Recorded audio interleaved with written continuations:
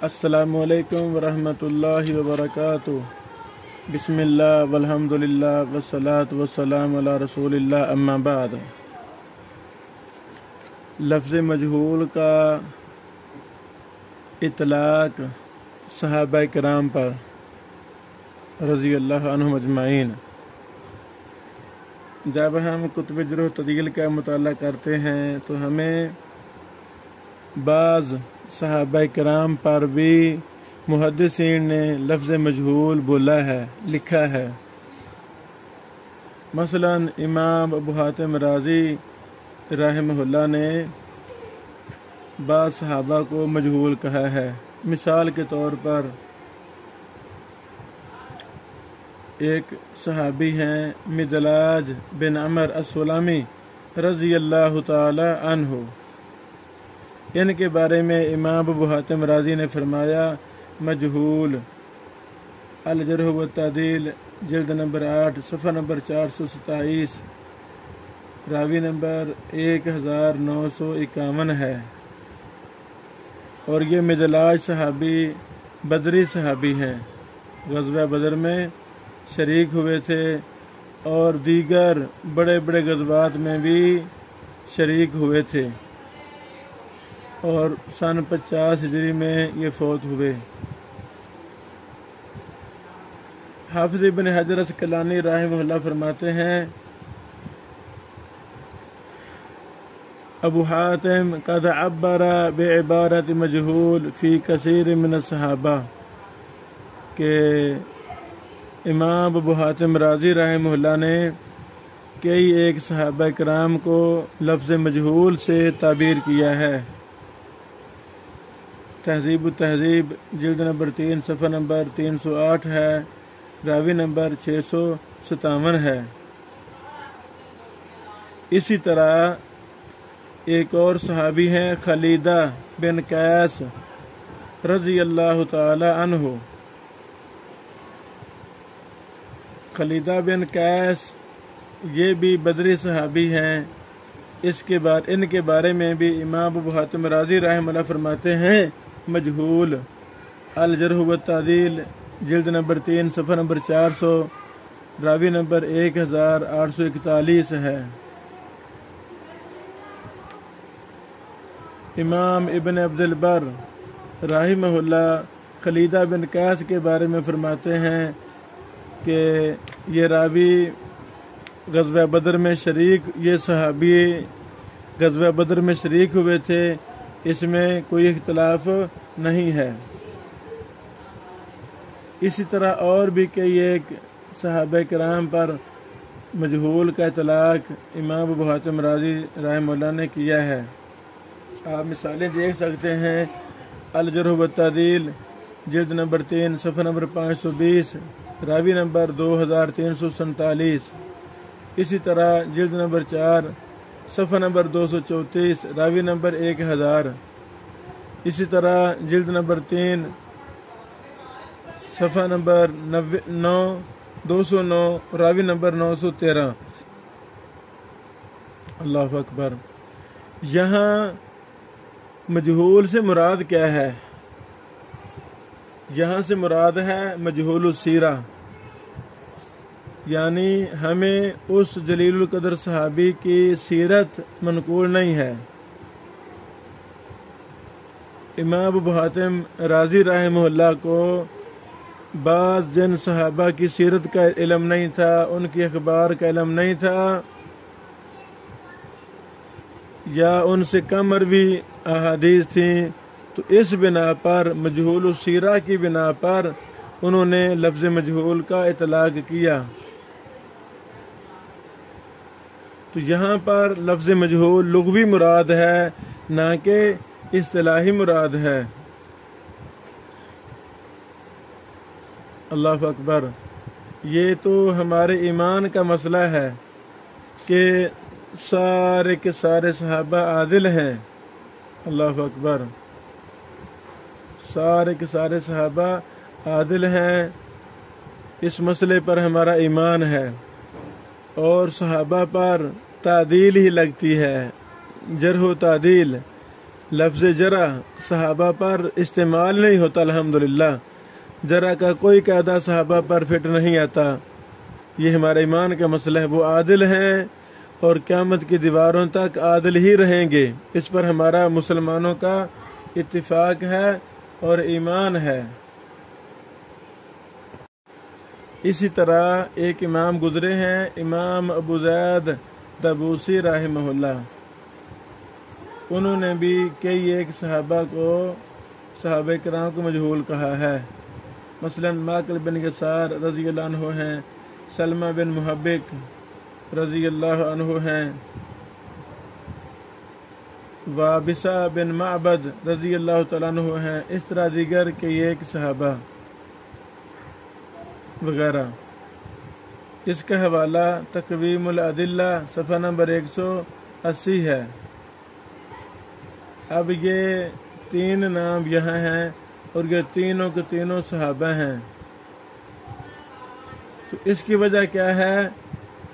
یعنی روایات کا کم ہونا، یعنی کہ روایات کم تھیں، چند تھیں، اس وجہ سے ان کی سیرت، ان کی روایات زیادہ عام نہیں ہوئیں، تو اس بنا پر امام ابو زید طبوسی رحمہ اللہ لغوی طور پر لفظ مجہول کا اطلاق کر رہے ہیں۔ تو ہمیں جب یہ چیزیں معلوم ہوں گی تو تب ہم اس مسئلہ میں غلطی نہیں کھائیں گے۔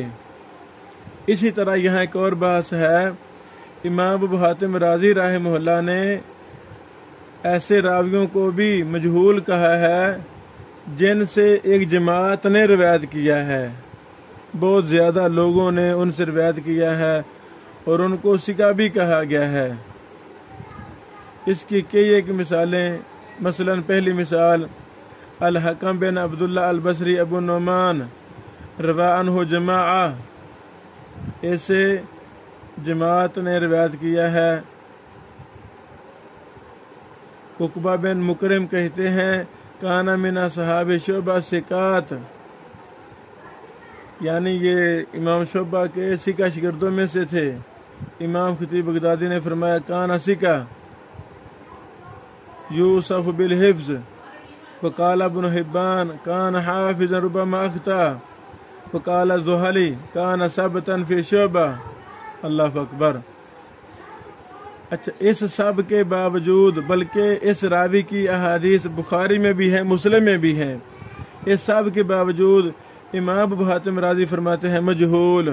لو جی، الجرح والتعدیل جلد نمبر 3 صفحہ نمبر 122 ہے، راوی نمبر 562 ہے۔ اس پر حاشیہ لکھتے ہوئے، تعلیق لگاتے ہوئے ابن حجر اسقلانی رحمہ اللہ فرماتے ہیں لیس بمجہول، ابو حاتم رازی صاحب آپ جس راوی کو مجہول کہہ رہے ہیں یہ مجہول نہیں ہے۔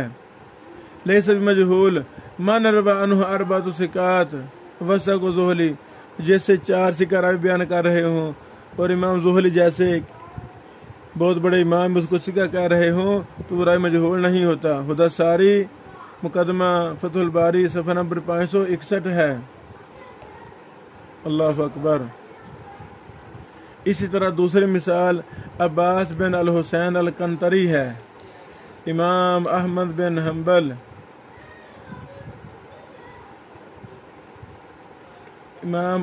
حنبل رحمہ اللہ کے بیٹے عبداللہ رحمہ اللہ فرماتے ہیں کان ثقۃ سألت ابی عنہ فذکر بخیر۔ اچھا، اب امام عبداللہ اور ان کے باپ امام احمد رحمہ اللہ اس راوی کو ثقہ کہہ رہے ہیں، خیر ذکر کر رہے ہیں، لیکن ابو حاتم رازی رحمہ اللہ فرما رہے ہیں مجہول۔ یہ عبداللہ بن احمد بن حنبل کا کلام آپ دیکھ سکتے ہیں تہذیب الکمال میں، جلد 14 صفحہ نمبر 207، راوی نمبر 3116 ہے۔ ابو حاتم رازی نے کہا جو مجہول الجرح والتعدیل جلد نمبر 6 صفحہ نمبر 215 ہے، راوی نمبر 1182 ہے۔ حافظ ابن حجر اسقلانی رحمہ اللہ ابو حاتم کے اس کلام پر تعلیق لکھتے ہیں ان اراد العین فقد روى عنہ البخاری و موسیٰ بن ہارون الحمال والحسن بن علی المعمری وغیرہم۔ کہ اگر ابو حاتم رازی رحمہ اللہ مجہول العین مراد لے رہے ہیں تو اس سے تو امام بخاری نے روایت کیا ہے، موسیٰ بن ہارون حمال نے روایت کیا ہے، حسن بن علی المامری وغیرہ نے روایت کیا ہے۔ اور اگر اسے وَإِنْ أَرَادَ الْحَالَ اگر اسے مجہول الحال مراد لے رہے ہیں فقد وثقه عبد اللہ بن احمد بن حنبل قال سألت ابی عنہ فذکرہ بخیر۔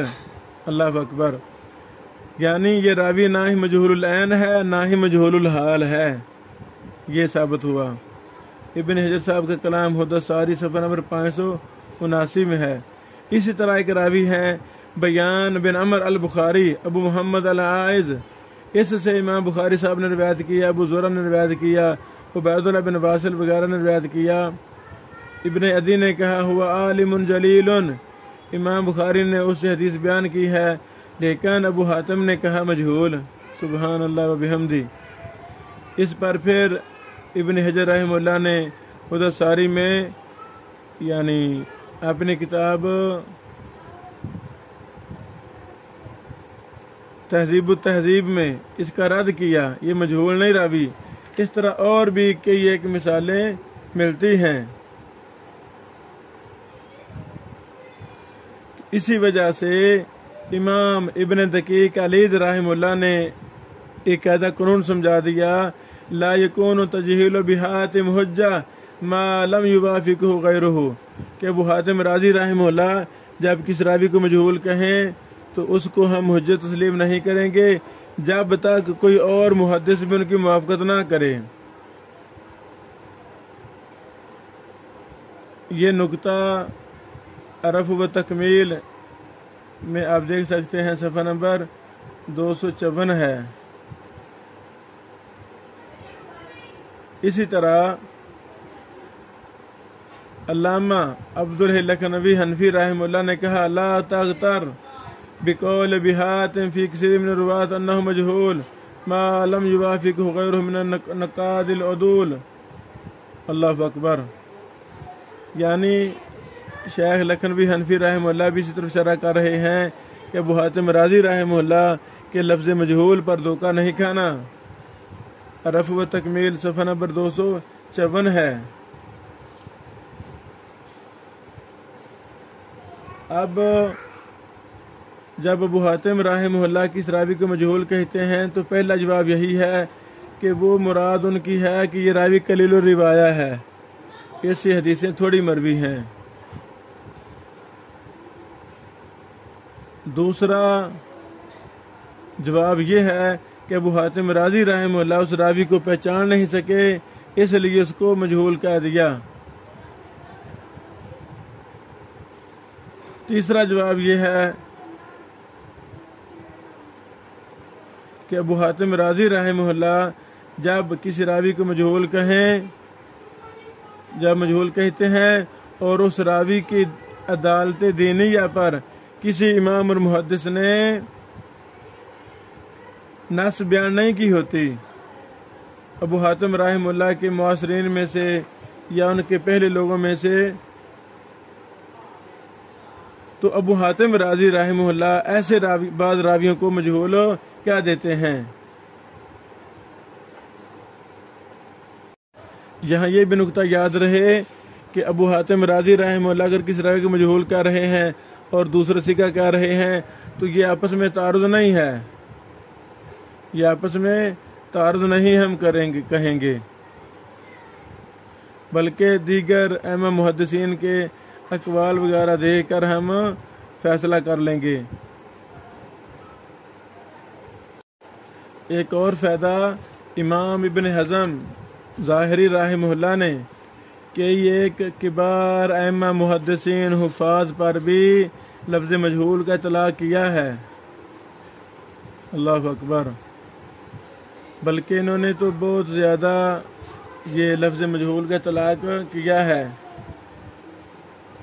اس کی طرف اشارہ کرتے ہوئے امام سخاوی فرماتے ہیں متعنتین کے ضمن میں، فرماتے ہیں وقابن حزم فإنه قال في كل من अबी ईसा तिरमिज़ी व बिल कासिम अल बगवी व इस्माईल इब्न मोहम्मद अस्सफ़ार व बिल अब्बास अल असम वग़ैरह मिनल मशहूरीन इन्नह मजहूल कि इमाम सखावी रहमतुल्लाह इब्न हज़म की मिसाल दे रहे हैं कि ये अबू ईसा तिरमिज़ी और अबुल कासिम बगवी, इस्माईल बिन मोहम्मद अस्सफ़ार और अबुल अब्बास अल असम वग़ैरह जो मशहूर मुहद्दिसीन थे, इनको मजहूल कह रहे हैं, कह देते हैं। फतहुल मुगीस जिल्द नंबर 4 सफ़ा नंबर 364 है। अल्लाह अकबर। इसी तरह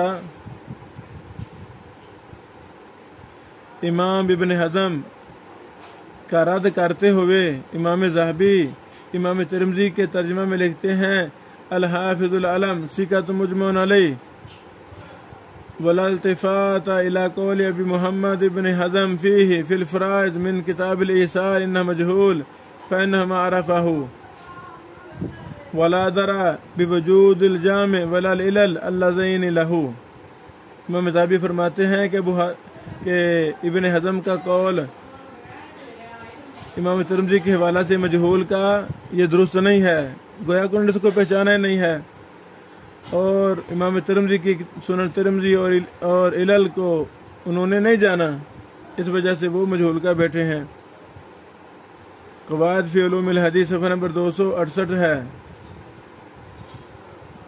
इस तरह और भी अइम्मा मुहद्दिसीन ने इब्न हज़म रहमतुल्लाह की इस कमज़ोरी पर नक़द किया है।